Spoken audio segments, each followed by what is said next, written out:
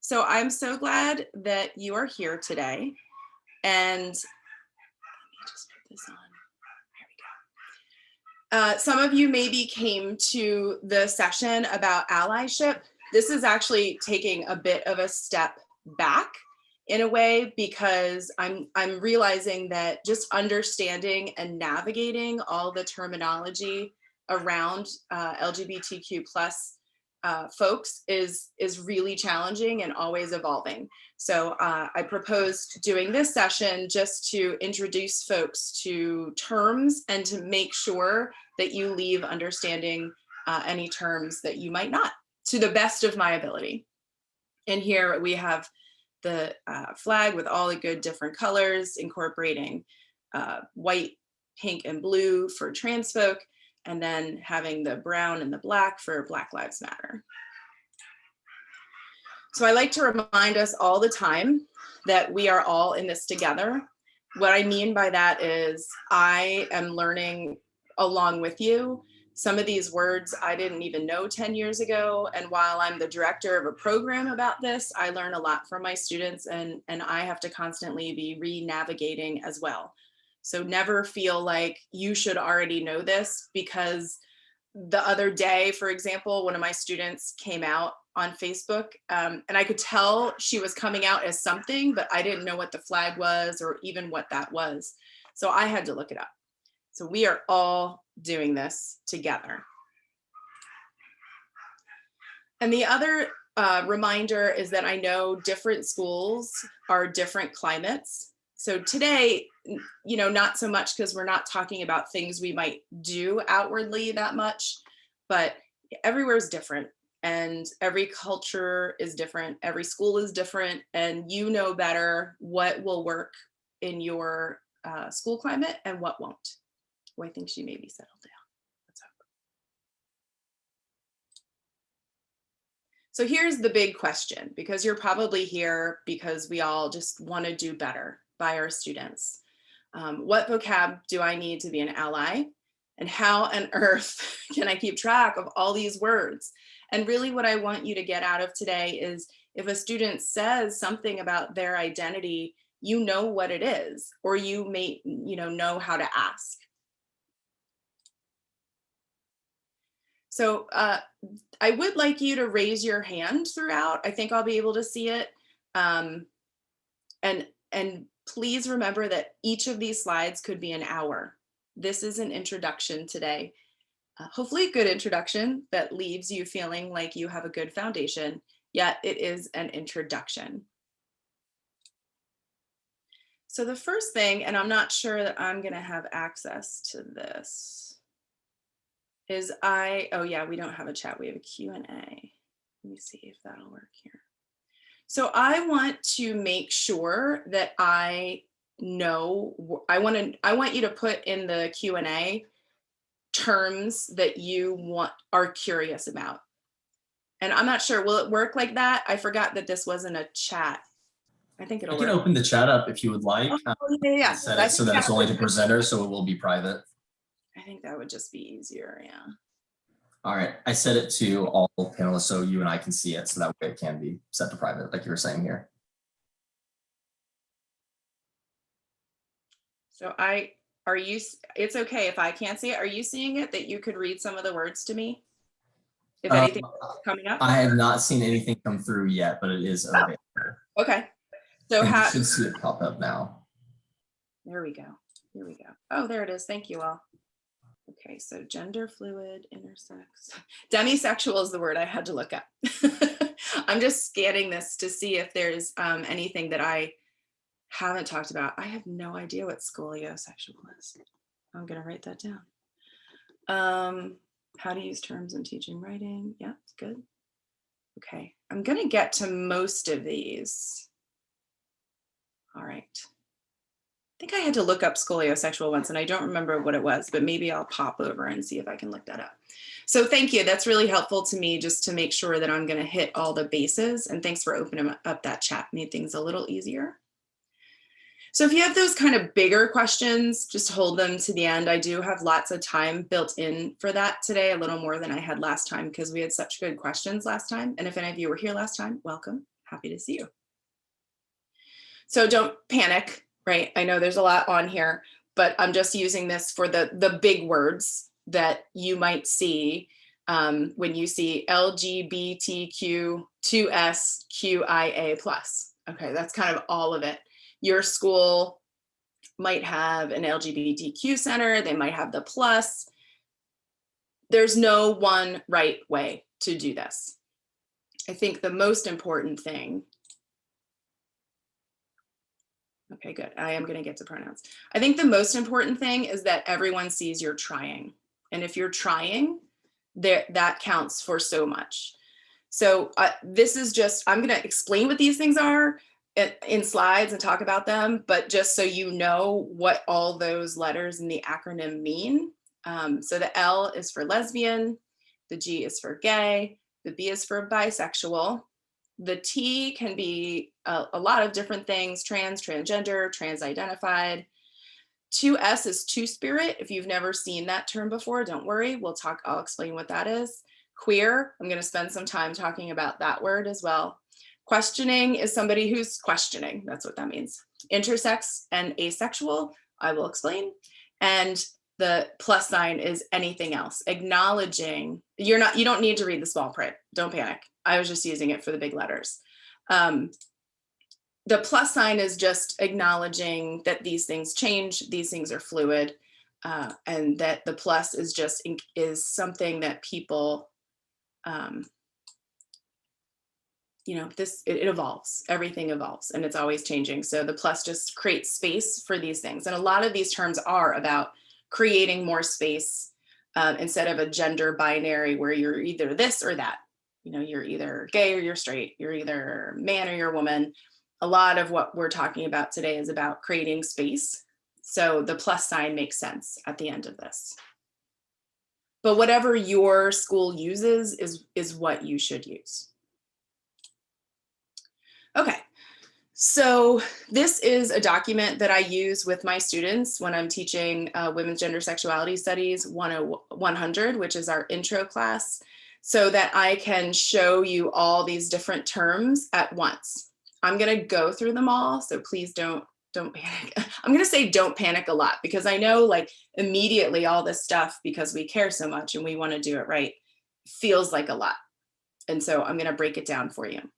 So I like the genderbread person because it has these terms here: gender identity, gender expression, I'm over on the right, biological sex, and I've typed in there sex assigned at birth because somebody did just ask in the chat about medical terms and the medical world. So you would use sex assigned at birth probably in a medical term. And attracted to, I've put the term sexuality. So what are these things? Let's start with biological sex, because that is the thing that people think of right away. And one thing I want you to make sure you leave with today is pulling apart the two terms of sex and gender and realizing, at least in these conversations, it is two different things. And among our student populations, it is sex and gender are two different things. You've probably noticed, just as I have, how differently our students think about these things than I did growing up. In the past 25 years of teaching, I would say that this is the place we've grown the most and become most inclusive when it comes to LGBTQ issues. And it's been thrilling to watch, in having started in the classroom in 1996 and thinking back of what it was like in 1996. So biological sex is sex assigned at birth. And here's the drawing here. So right here, biological sex. The easiest, most simplistic, but also reductive way to think about this is genitalia. And so sex assigned at birth is when baby comes out, doctor looks at genitalia and says, it's a boy, it's a girl, or we're not sure, which happens more often than not. So that would actually be intersex. So somebody who is intersex shows biological characteristics of both male and female genitalia, basically. I'm gonna, so a word you may have heard that is no longer appropriate would be hermaphrodite. So that, no, that is not a word we use anymore. Intersex is the correct word. And there are lots of ranges of being somebody who is intersex. So if we look, you don't have to read this. I'm just looking at these little words to make sure, right? So intersex is the main term that I wanted to talk about there. So if sex is your parts, gender is how you feel about your parts, about your life, not just your parts. So identity, right? Gender identity or gender is how somebody feels about how they move in the world as a gendered or non-gendered person. So non-gendered is somebody who has decided or does not feel that they can participate or want to participate in the construct of gender, the idea of gender. So gender identity or gender, I would just use at this point, is how you feel. And sometimes how you feel about your gender does not match your sex assigned at birth, and we will get there. So if gender identity, some of those little terms there that you don't need to see, I'm just looking here, woman, man. So those are two concepts of gender that we're all pretty comfortable with, at least the knowledge of. Two-spirit, I will talk about. Gender queer is somebody, again, who's really fluid, who moves between or among gender identities, fluidity, space, all those concepts, right? Again, the space. And genderless. So that, again, is somebody who doesn't feel like they have a gender, which I know can be hard to wrap your head around.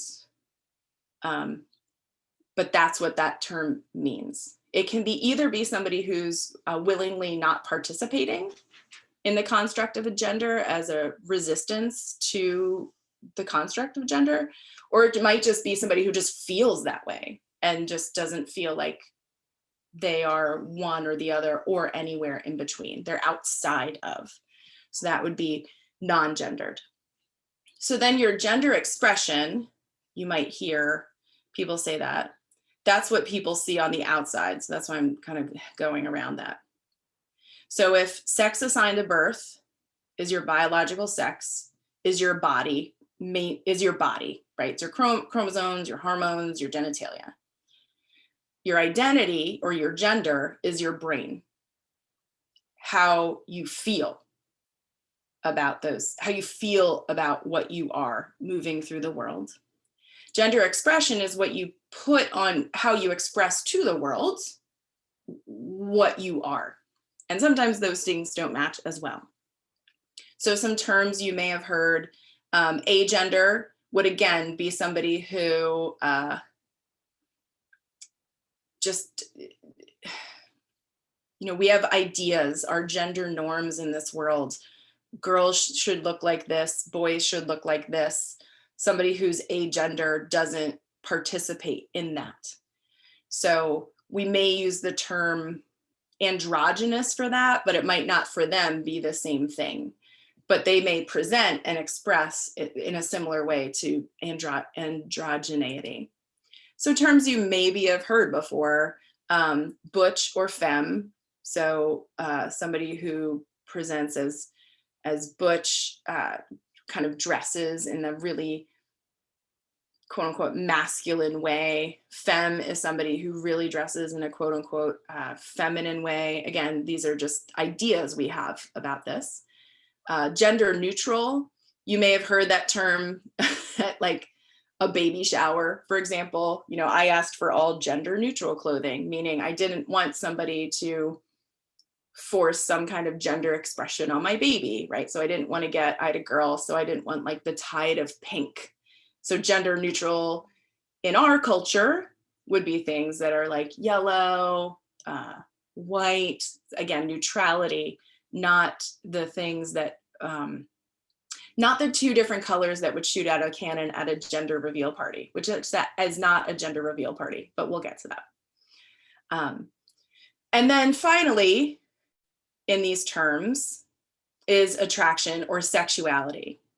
So that's your heart, where your heart is drawn, and also your genitalia, right? So, so attraction is sexuality. So somebody might be straight or gay. These are terms that we use.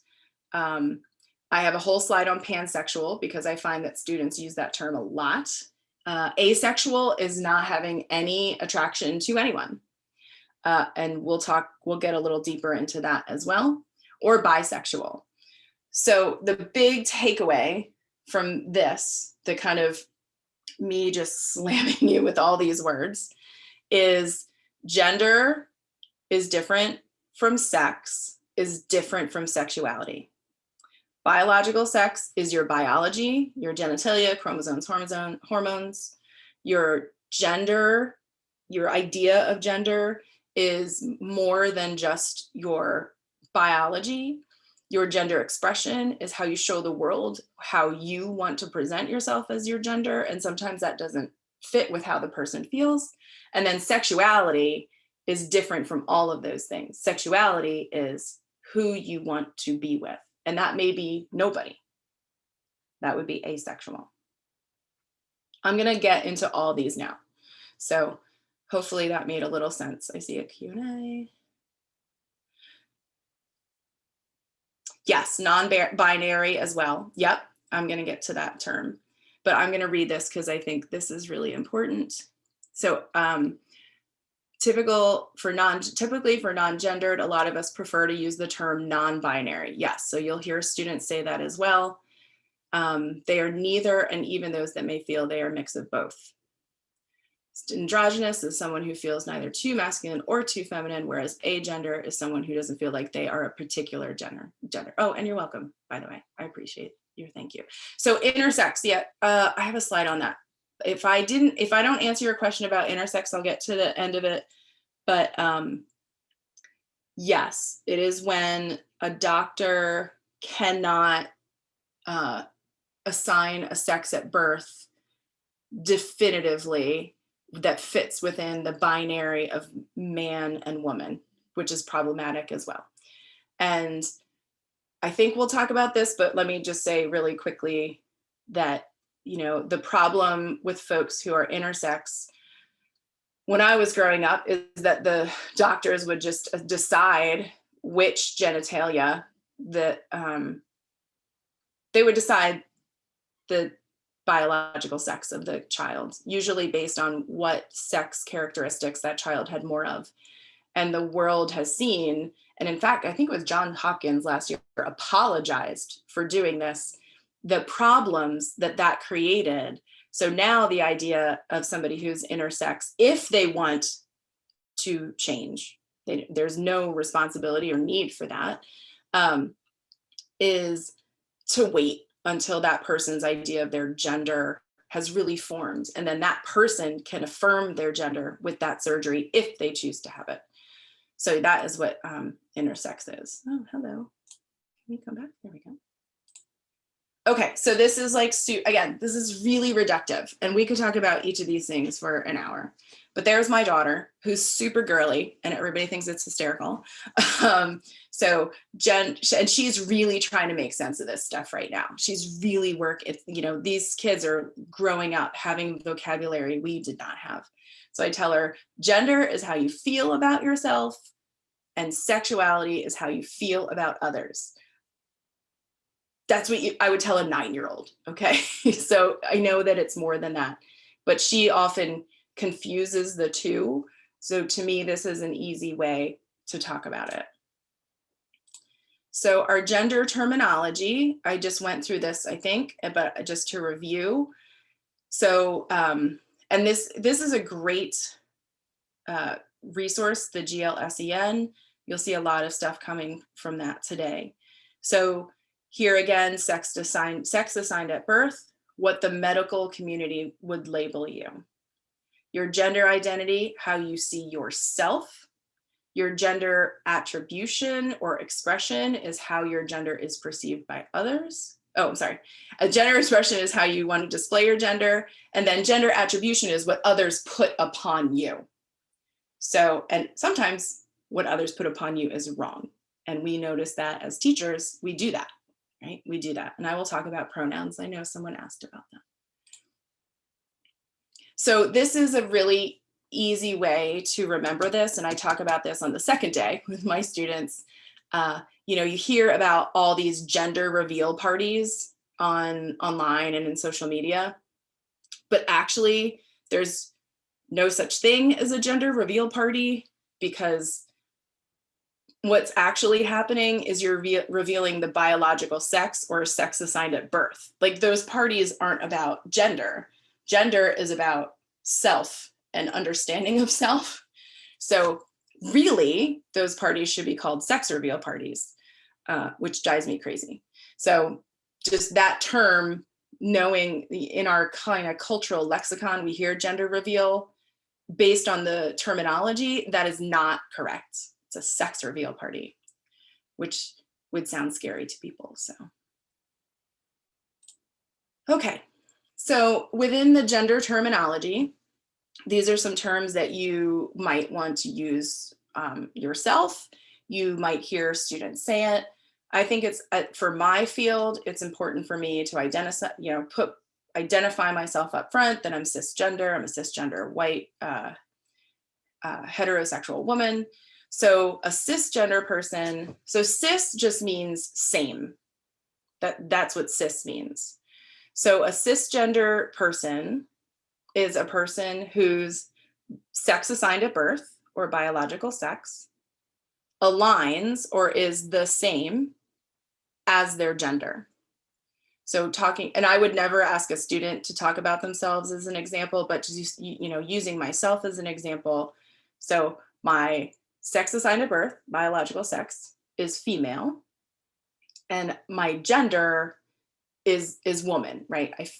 That's how I feel about myself, kind of coming up through the world and growing up. So those things are the same. So that's where the term cisgender comes from. So you might hear students say cishet, cisgender, cishet, heterosexual. So if you hear those like little syllables, that's what they're doing.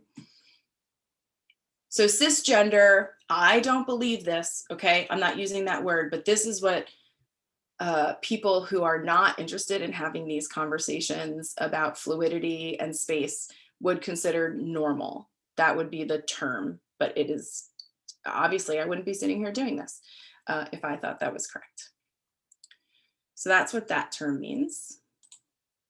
So then transgender means across, right? Trans means across. So all this term means is somebody whose true gender identity does not match the sex or gender they were assigned at birth. So what that all it means is it goes across, in the sense that somebody might be, so if I used me as an example, sex assigned at birth based on genitalia, hormones, chromosomes, only genitalia assigned at birth, female. But if my gender, like if I really felt like what I want to move through the world as, and my true identity is man, or closer to what we think of as man or masculinity, then that would be a cross. We'll just go across. See those little arrows? That's what these little dots are for. So the example I just gave is, if I were born biological sex woman, cross trans man. I want to be very clear that this word is an adjective. Again, I'm saying words that should not be said, but I'm saying them so you don't ever say them. No, a person is not a transgender. A person is not transgendered. It is a transgender person or transgender people. So that matters. Using it as an adjective really, really matters when you're using this word. So I saw a quick question, asexual, who you want to be with in a sexual manner. Yes, so an asexual person is not, I don't want to say not interested. There is a specific term for somebody whose only sexuality is masturbation. That might be scolioskeletal, actually. I have to look it up. But asexual just kind of means they don't have sexual feelings. And there are more folks that identify as asexual than you would realize. And I will get to that. So some terms having to do with trans folk, trans man or trans woman. It seems as these words evolve that space is important. So putting them together can be seen as problematic. I don't really understand why. I just know that as I listen to the trans community, that's what I see. So somebody is a trans man or a trans woman. People might, so if somebody is trans, there's no goalpost, there's no line in the sand that one has crossed across in order to be trans. So, if a student tells me they're trans, I say, thank you. What are your pronouns? And we all move on. Because people seem to be really curious or assume that somebody has to have surgery or there's some need for surgery or hormones for legitimacy. There's no magic line where suddenly somebody gets to be trans. Like if somebody says they're trans, they're trans. So I'm saying that because I see a chat here.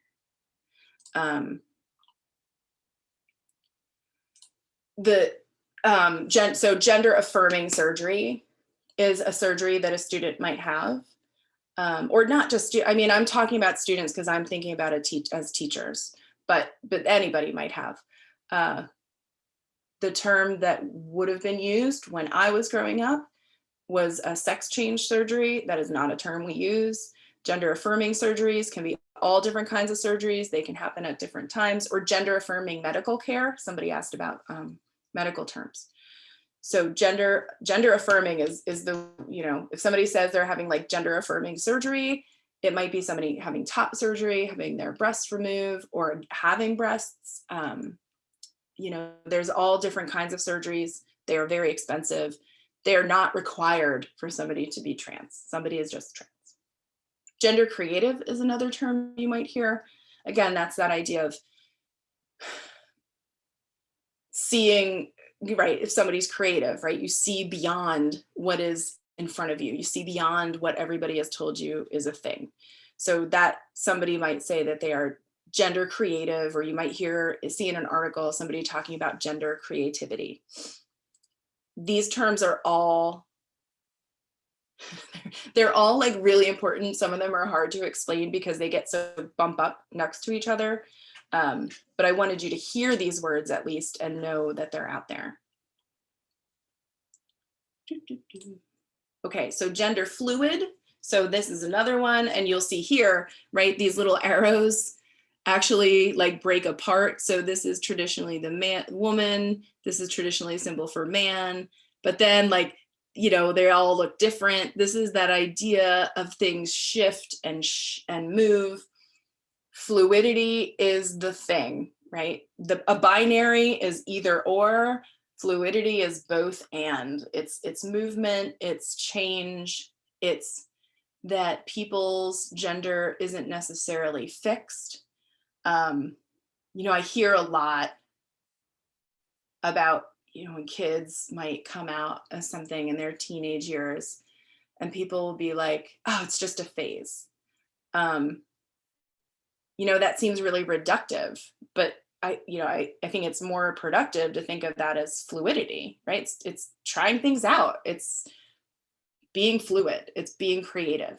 So maybe it is a phase in the sense that it's not forever, But gender fluidity is about the fact that these things evolve and change with our genders. And sometimes they don't. You know, I've never felt this way. Sometimes they don't, but I think they do more often than we've ever talked about, and why this young generation is so exciting in what their play. It's, to me, it's like play and identity and creativity. I love it. So this was a term I said I would make sure I would get to. Two-spirit is a term within Indigenous communities. It is not sexuality. It is a term having to do with gender. And a two-spirit person is who, within Indigenous communities, would draw from both. So that's the two. So feel masculine and feminine and hold it together at the same time instead of either or. Now that you've heard this term, you might notice it more, but it is a term specifically to Indigenous folk. How am I doing? Okay. I think we're doing okay. So now we're going to get to the terminology about sexuality. So that was all about gender. And now sexuality is like what we want to do with others for the most part. Gender is really ourselves and how we feel about ourselves. So sexuality can be made up of a lot of different things. There are some terms for all of these, but I think culturally immediately think about the body, but it can be our thoughts and our feelings, our relationships, our values and beliefs. And of course, gender is going to be a part of that as we bring it into the sexuality equation. Okay, oh my gosh. And I used this slide in the last presentation as well, because it's very overwhelming, but I wanted to put this here because, so this is how I knew my student was coming out as something, because I knew it had colors, right? And I was like, okay, so I know, or you might see a student wearing a pin of one of these. So I wanted to put on your radar that you can look this up and find all these different things, but I'm just looking to see if there's anything on here. I think I'm gonna talk about all these. Yeah. Gray romantic was the one that I didn't know that my student came out as, and we'll get to that with asexuality. It's a gradation of asexuality. But there's scoliosexual right there. I think the last time I looked this up and then I don't remember what it is. So hopefully you're seeing that as that this is hard, right? It's hard to keep track of all these terms. And even though it's part of my job, I forget to. So I put a slide here on pansexuality because this is a term that I see more and more students identifying as pansexual. Like you'll hear this a lot. And I would say like 3 years ago, I'd never heard it. I didn't know what it meant.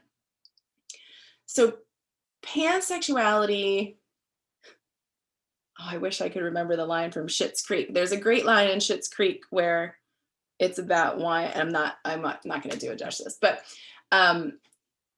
is that people who are attracted to others regardless of their gender. So follow their heart and their sexuality follows is a reductive way of thinking about this. And it falls under that bisexual umbrella, but somebody might be pan and not necessarily have any kind of sexual relations with somebody of the other gender. Make sure I said it right. So two things that it's not polyamory. So polyamory is multiple partners with consent. That's the difference between polyamory and cheating. And it's not being attracted to everyone. It's not like somebody's, right? Pansexual is the same root as pandemic, kind of across and abroad. So, but it doesn't mean they're attracted to everybody. It just means like their heart and their feelings, and then their sexuality follows person to person as opposed to some kind of construct. So if you watch Schitt's Creek, David is pansexual. I think he even might say it. Like he says it really nicely in one of the episodes where it's his heart and then his sexuality follows it. So this is one you might hear a lot. Like once students know that you're open to these conversations, you might hear this a lot. So asexuality is something that people are talking more and more about. So demisexual, right there at the bottom. So no sexual attraction unless there is some kind of, let me move my little thing here. Oh, sorry. So sexual orient, you can be aromantic or asexual. So aromantic would be, again, the head and the heart, to be reductive, and asexual would be no sexual, like physical activity. More and more folks are recognizing this as a sexuality. So it is certainly something to have on your radar. But like I said, I had to look up demisexual. I was like, I don't know what that means. Oh no, I'm sorry. She identified as gray sexual. Sexual attraction to a very minor degree, right? Like a really small degree. But it's there. It's not saying I never have it. It's just I like very rarely have it.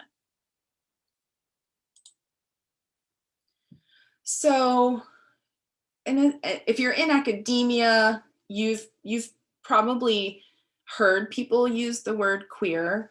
It is certainly a term that is used for like queer studies. But I want to honor the fact that that word should be used cautiously.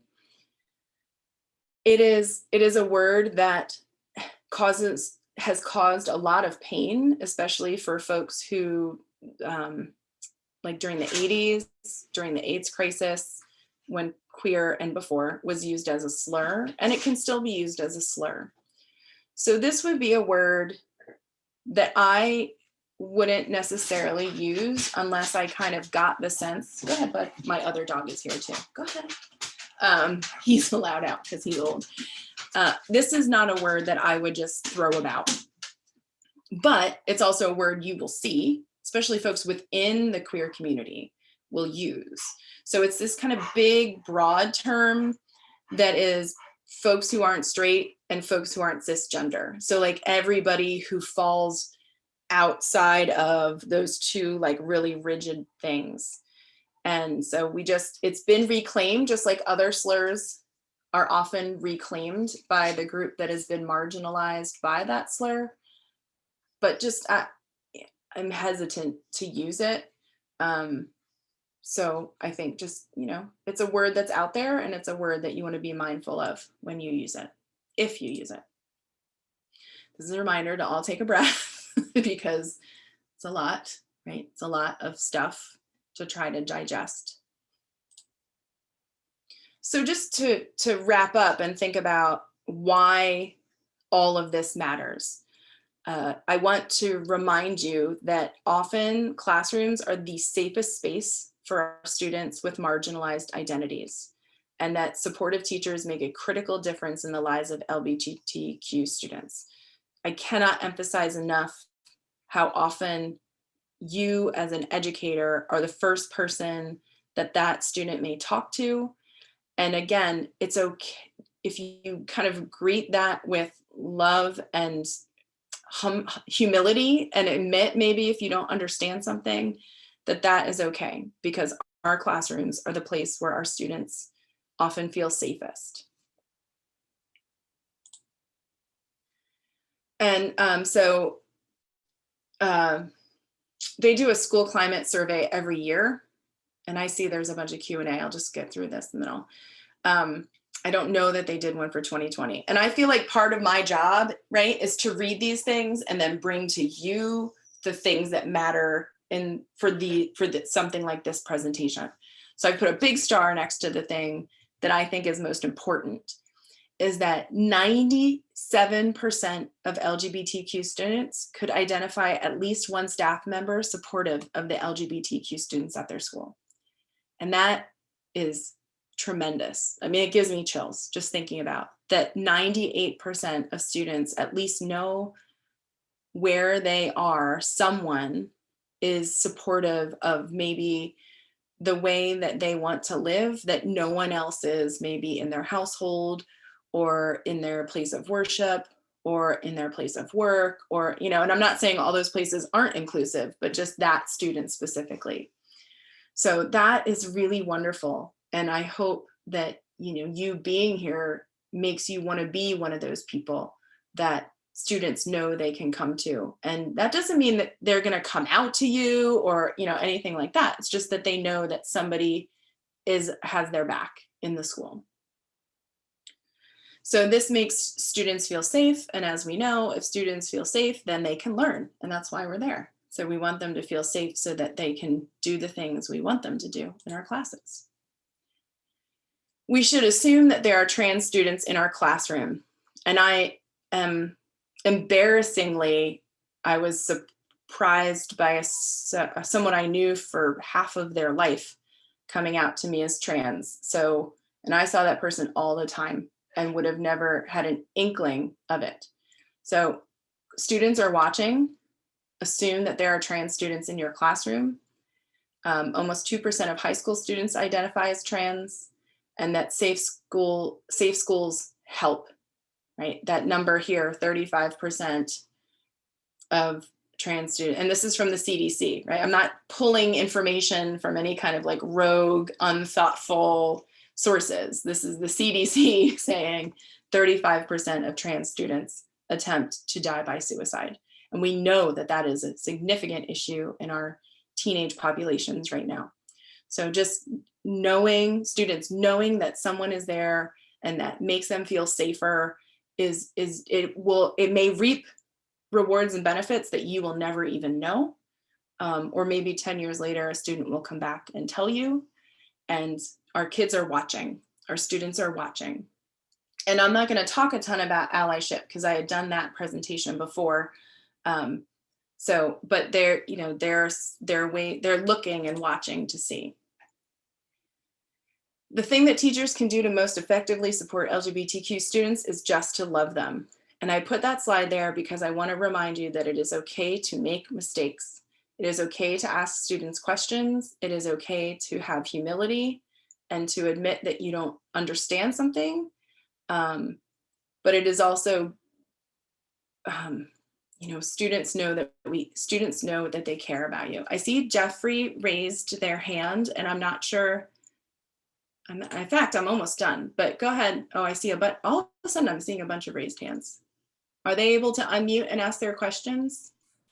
No, if they can put the questions in the chat, or they could put one into the Q&A, but I don't know if I guess we could allow them to talk if you want. I only have 2 slides left. So maybe if they can put, all of a sudden like 3 hands went up. So I either didn't explain something right, or so if they can put it in the Q&A, I will totally address it. I have just these, I think 2 slides left. So one thing, I know I said I wasn't going to talk about allyship, and I just did it there, right? So I used they. I saw a name come up, traditionally masculine name. I did not make an assumption about that person's gender, and can they raise their hand? So pronouns really do matter. Our language matters. There's lots of ways that you can think about and get students to think about pronouns, but just reminding you that the pronouns do matter. This is a great way to show allyship. And really quickly, there's no such thing as a preferred pronoun. It's not their preference. Gender identity isn't a preference. It's their identity. So, you know, it used to be correct to ask people their preferred pronoun. Now it's just pronoun. There's no preference about it. And that was a trans, an educator who was trans that came and spoke to a training I was at, and they really helped reframe that for me. And so that was a great lesson for me to hear. You saw a Bitmoji earlier. Just you might see students using all these different Bitmojis. If you use it, you notice all the flags. You might consider using them in your classroom, but I wanted to put them there. I believe So this is the other thing, because I would, I would like to do, I know people are really wanting this knowledge. And so working with Hawks, I had asked what folks want. And if you have ideas for other sessions, if you put it in the, I think Q&A, it'll keep a record, and that'll help us plan and think about what else folks might want to talk about. And it doesn't just have to be about LGBTQ issues. It could be about privilege and talking about that in the class. But if there's other social justice oriented programming that you want, it would be great, because I'm willing to do it for Hawks, but we're not quite sure what folks want. So if you have something that you're like, I really love an hour on this, just go ahead and put it in the chat. And I think that that's it. Yes, thank you. There's my email at the bottom. So I'm going to turn off my screen share. Does anybody else do that? Like just narrate what you're doing? It's ridiculous. All right, maybe I'm not going to turn it off. I've blissfully not, there he is. I've blissfully not been on Zoom for a few weeks now. Okay. Like the wine, not the label. Thank you, Elizabeth. He likes the wine, not the label. That was it in Schitt's Creek. I so appreciate that. Okay. Okay, I saw there's a number of the questions coming in. I don't know if you want me to read through some for you, or do you want to go through? I'll leave it to you. I will go. I see there's a bunch on chat too, but let me just, if you give me a sec, I'll just scroll and make sure. Yes, David says, I do drink red wine, but I also drink white wine, and I've been known to sample the occasional rosé. And a couple summers back, I tried a Merlot that used to be Chardonnay, which got a bit complicated. I like the wine and not the label. Thank you so much for putting that there, because that's exactly the little speech that I wanted to remember. So,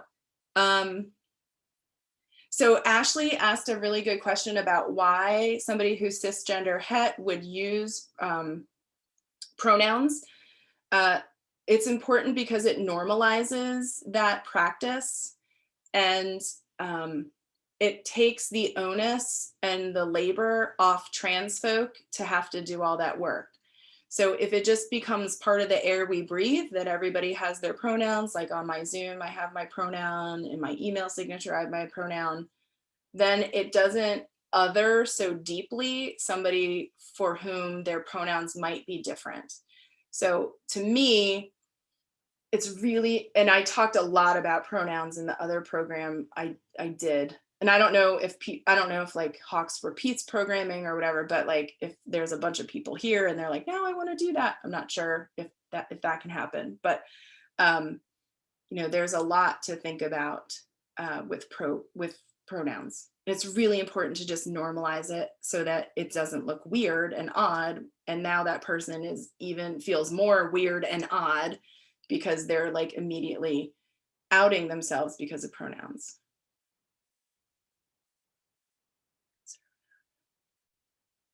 Yeah, that's a big question, Elizabeth.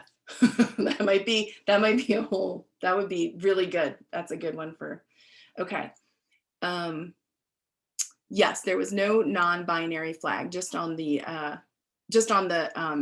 badges, it was on there. And I'm so glad. Real quick, I put a link for your last presentation to the chat if anyone wanted to watch that who did not see the last one. So. Oh, good. Oh, it's there, so you can just go watch it. So this will be also recorded, so you could go back and do that. Yeah, it's okay that you can't. Oh, they can't see the chat. That's right. It's only to panelists. Oh, let me fix that. I hope that, and I know these were earlier. Who is Lauren Booker, CNN? Oh, that was just the source. That's who made that beautiful image. That's all. I just want to, well, and I do love my students, right? And so if care is a verb that feels better, that's totally fine. But I think, I'm certainly not talking about like romantic love. Oh wait, I've seen some comments that suggest terms. Identifies, yep. So some folks, identifies can be the same as that word preferred. I don't use identify very much. You may have seen what I think are really rude memes, like I identify as a narwhal. I swear to God, I saw that once. And it was making fun of that idea that somebody might identify as something. So yes, Jeffrey, you asked about they. I would circle you back to the link, because in that I talked a lot about singular they. And also, Jeffrey, if you Google just my name and singular they, you'll see an article I wrote for Teaching Tolerance, which just changed their name, and I can't remember what it is now. That helps helps think about they, because they. Yeah, I'm an English professor, right? So they is a tough term. When I see a student have they in their pronouns, what that signals to me is that they are fluid in some way, and I should not make any assumptions, because I'm human and we all make assumptions. So they, like if they do like she, they, or something like that, that's that's to me more a signal. It's not necessarily a grammar issue. When I'm writing, I don't use the singular they. That's not true. I do. When I'm writing, what I will often do is look up the person and see if they have on like their Twitter handle or something, their pronouns, which is pretty common these days. Okay. Gender queer and gender fluid.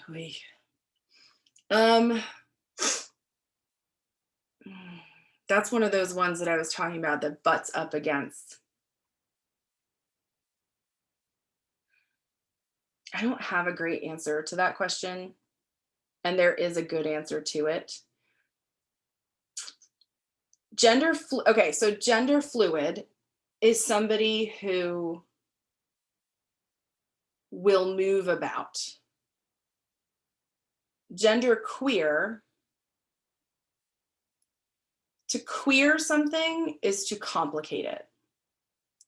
So a gender fluid person isn't necessarily, and I know I'm getting jargony here, a gender fluid person is not necessarily queering the idea of gender.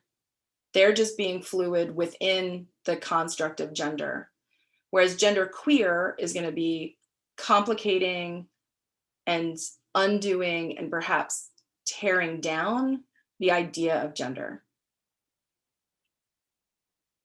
Aaron asked a good question. And I would circle everybody back. Oh, thank you for putting that in there, learning for justice. Yep. Thank you. I know it just changed. I talk a lot about pronouns and allyship. So I kind of did this backwards. And so the first thing I did for Hawks was how to be an ally. And then I kind of realized what I need to do is be foundational first, and just like, what do these words mean? So in that link that's there, and it's there now, I think everybody can see, I talk a lot about pronouns. I don't specifically ask students about pronouns, but I demonstrate, like I have it in my email signature. But one thing that I talk about in that presentation is a survey I do at the beginning of the semester. And all the survey is like, what name should I call you, right? And that can be a nickname as well. Like it's not like focused on gender. And I do it as a survey tool on our D2L. And then what is your pronoun? And the feed, and that's it. So I see, I write down on a piece of paper, a cheat sheet, anybody that that has indicated that their pronoun is different. I've never had a student be angry at having to do a 30-second questionnaire. I do it on the computer instead of in a classroom, so students don't feel necessarily looked out or looked upon. But yeah, I would definitely go back and watch that, just talking specifically about pronouns. So that's interesting with the email signatures, right? Like everything's changing. It can be cumbersome to have it in the email. You're honing in on the fact that identity is a bunch of different things. I think the reason pronouns in an email signature might matter is because now you're writing back and directly addressing them. And I've seen people do really interesting things. Oh, you're welcome. Again, every school climate is different. Every person is different. Yeah, I hate email. I wish we could just discourage email in general. But yeah, it's putting it in the, it's a Band-Aid, right? It's a thing. It's more of a signal of allyship for somebody who's looking for it. And I think that Steve is asking, right? Experts who have experienced and overcome discrimination. That's a good idea. Like somebody who's, speaking from that position of identity. And I think, who want to do justice? Oh, so somebody asked a really good question about quantitative researchers. I think, what we've talked about today with really good, specific, spot on terminology is the best thing you can do. I don't do quantitative research, so I don't want to pretend like I know the answer to that question, but hopefully you have better language to ask specific questions. I think I've answered all the things. Does that seem right? I do think we have gotten through all the questions. I think, really, somehow to make it easier for you to look through. I love seeing all those questions come in, though. It's great to see. I did see a couple questions from earlier about the slides and sharing them. Are you fine with sharing them so I can have our team reach out so that can be available as well? So what I did last time is I just asked if people asked for like specific slides, like what they were looking for. I don't want to share my whole thing, but I'm happy to share, like, hey, you kind of showed this slide about all those different badges for like 30 seconds and I really wanted to look at it. I'm happy to share those things specifically. And it's nice that I didn't realize that folks could go back and watch this again. So is there like a website where people can go see all these things? Yeah, so it's just blog.learning.com.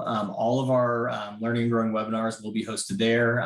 So sometime after, probably later this week, this one will be available. So those links are there in perpetuity for now. So the last one you did, we have that up there, and then any of our other ones from our series for this year and the ones we did last year as well are all available as well to go watch. That's great. And I didn't say this at the beginning and I should have said it, I'm really grateful that you wanted to spend an hour of your summer thinking about this, because I think just showing up means that your students are lucky to have you already if you want to spend summertime doing this. So I'm grateful for you, and I hope that one term makes more sense now after the time we spent together. So, well, on that note, we are running right up on our time. Always. I'm always running up. No, that was perfect. We got 1 minute to noon. So it looks like we are just on that time though. So I will say a quick thank you to everyone who attended. As Colleen said, really appreciate you taking that time during the summer to come and join us. And thank you to Colleen, really do appreciate you hosting another one of these for us today. I was happy I was able to help with the last one too, and this was just as good. So really did enjoy that. Thanks for all your help. It's nice to just present and not have to do all the other things. Absolutely, I'm happy to.